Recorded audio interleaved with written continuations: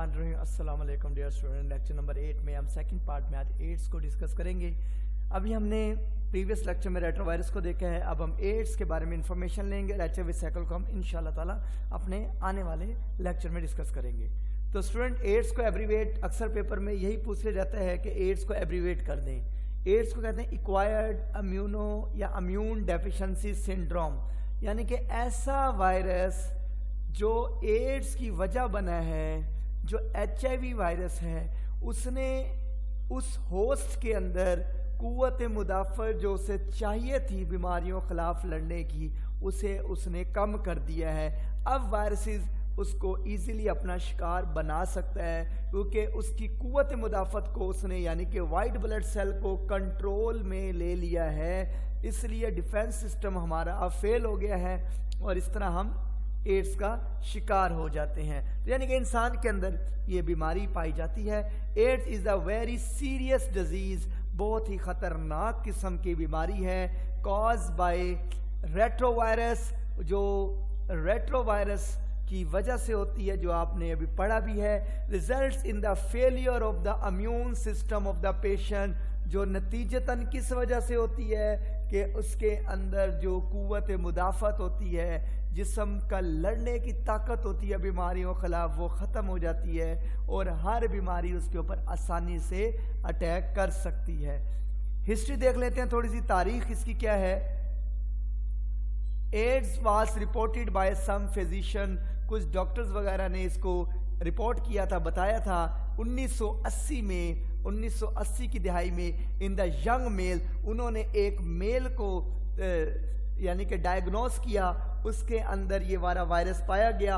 All these young patient, जितने भी ये यंग मेल पेशेंट आ रहे थे, जो नौजवान पेशेंट आ रहे थे, वो तमाम के तमाम होमोसेक्सुअल थे, यानी कि सेम सेक्सेस रखते थे। मतलब कि ये अभी एक सेक्स में ही था, यानी कि सिर्फ मेल में ही पाया जाता था। वो में भी एक दूसरे की चीज़ें इस्तेमाल करने से फैल सकता है। जैसे कंगा जो होता है वो भी वजह बनता है एड्स का। जैसे हम दूसरों की टॉवल, इस तरह की चीज़ें यूज़ करते हैं। जैसे हॉस्टलाइट्स जो स्टूडेंट्स होते हैं ख़ास तौर पर एक दूसरे की चीज़ें एक्सचेंज करते हैं। और या तो ब्लड ट्रांसफ्यूजन है, या एक दूसरे को ड्रग्स लगाते हैं, जैसे इंजेक्शन। एक दूसरे को, जो नशावर लोग होते हैं, नशा के आदी होते हैं, वो एक दूसरे का इंजेक्शन लगाते हैं, तो ब्लड के स्पॉट उस इंजेक्शन के ऊपर रह जाते हैं। तो या तो ये कोई और रीज़न भी हो सकती हैं। और उसके बाद सून आफ्टर दिस, इसके बाद this disease was also discover in the non homosexual, इसके बाद ये फीमेल के अंदर भी पाई गई। मेल फीमेल दोनों के अंदर पाई जा रही है। अब पहले ये सिर्फ मेल में पाई जाती थी, फीमेल के अंदर ही पाई जाती। नॉन होमोसेक्सुअल यानी कि अब ये होमो नहीं है, ये मेल और फीमेल दोनों में पाई जाती हैं।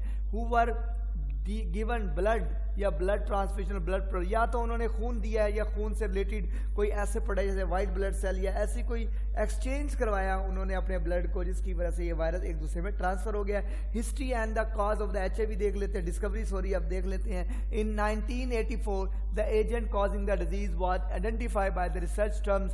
अब रिसर्च की गई poster Institute in the France के अंदर and national Institute of the Health in the USA के अंदर। तो उन्होंने इस एजेंट को तलाश किया जो एड्स को फैलाता है। तो याद रखिए 1980 में रिपोर्ट किया गया था, 1984 में इसका वायरस मिला था, इसे एचआईवी कहते हैं, जो 2 यूनिवर्सिटीज़ के अंदर रिसर्च के अंदर इसको ढूंढा गया था, जो कि Pasteur Institute in the France और National Institute of the Health in the USA में पाया गया था। ये थोड़ी सी इसका इंट्रोडक्शन है, हिस्ट्री है, डिस्कवरी है और कॉजिटिव एजेंट है। अब इसके बारे में मजीद इंफॉर्मेशन हासिल करते हैं हम। इसके बाद 1986 में the virus was name as a human immunodeficiency. 1984 में ये डिस्कवर हुआ था और 1986 के बाद 1986 में, क्योंकि इसने बहुत सारे सिम्टम शो किए थे, इसलिए इसको नाम दिया गया था HIV, human immuno deficiency virus, क्योंकि ये इंसान के अंदर जो कुव्वत मुदाफ़त के अमल को ख़त्म कर देता है। सिम्टम इलामात शो करते हैं। ये कौन कौन सी इलामात शो करता है? The patient has complex symptoms मुख्तलिफ किस्म की पेचीदा, बहुत ही मुश्किल किस्म की उसके अंदर अलामात आती है, पेचीदा किस्म की आती हैं, जैसे कि सवेर नमूनिया, बहुत ज़्यादा उसे बुखार रहेगा, हर वक्त वो बुखार में मुब्तला रहेगा, उसे सर्दी लगती रहेगी, रेयर वेस्कुलर कैंसर, उसको खून का कैंसर भी हो सकता है, सडन वेट लॉस, अचानक उसके वज़न में कमी आना शुरू हो जाएगी, स्वेलन लिम्फ नोड्स, जो हमारी लिम्फ नोड होते हैं, लिम्फेटिक सिस्टम होता है पूरी बॉडी में, जो हम फर्स्ट ईयर में 14 चैप्टर में पढ़ेंगे, तो मुख्तलिफ जिस्म पे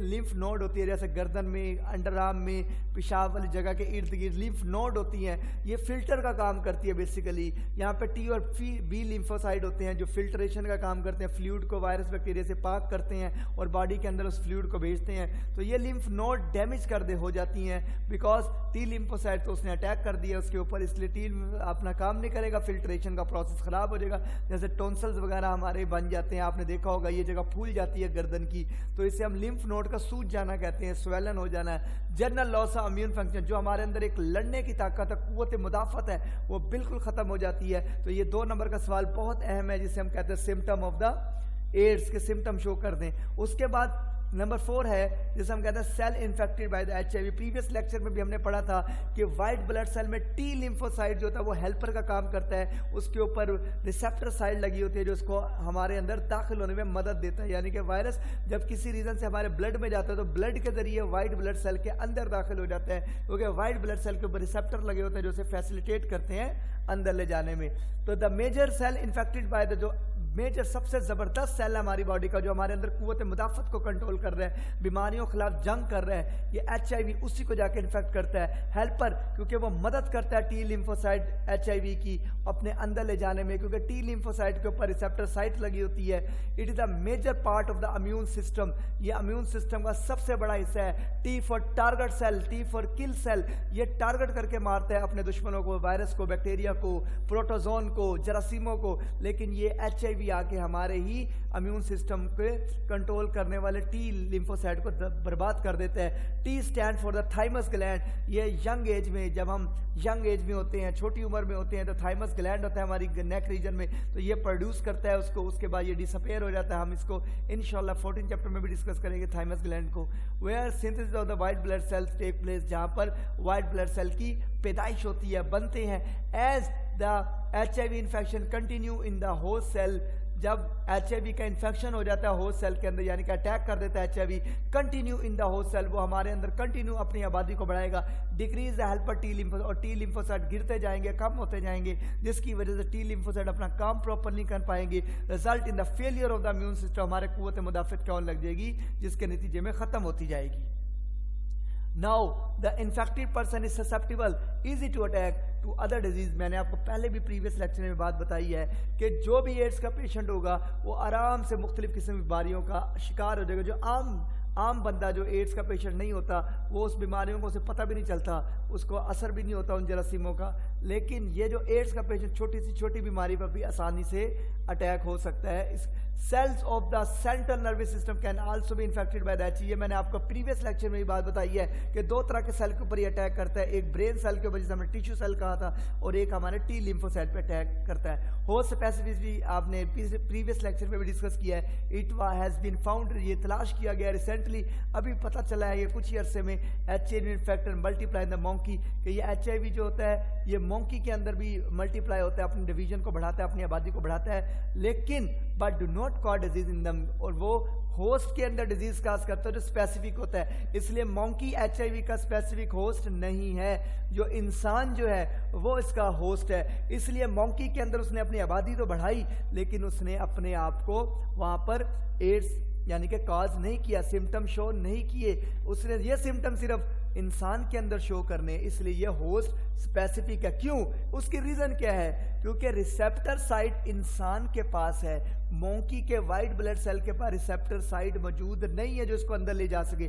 वो रिसेप्टर साइट कहाँ पे मौजूद है? वो टी लिम्फोसाइट पे मौजूद है, जो ह्यूमंस के अंदर मौजूद होते हैं। टी लिम्फोसाइट मोंकी के अंदर ही मौजूद होते हैं, but they do not have receptor site. The receptor site are present on the human white blood cell and the brain cell. Transmission कैसे होती है, मुंतकिल कैसे होती है, डायग्राम को हमने डिस्कस कर लिया प्रीवियस लेक्चर में, इसको आप ड्रा जरूर कीजिएगा, ये पेपर में बहुत आती है डायग्राम।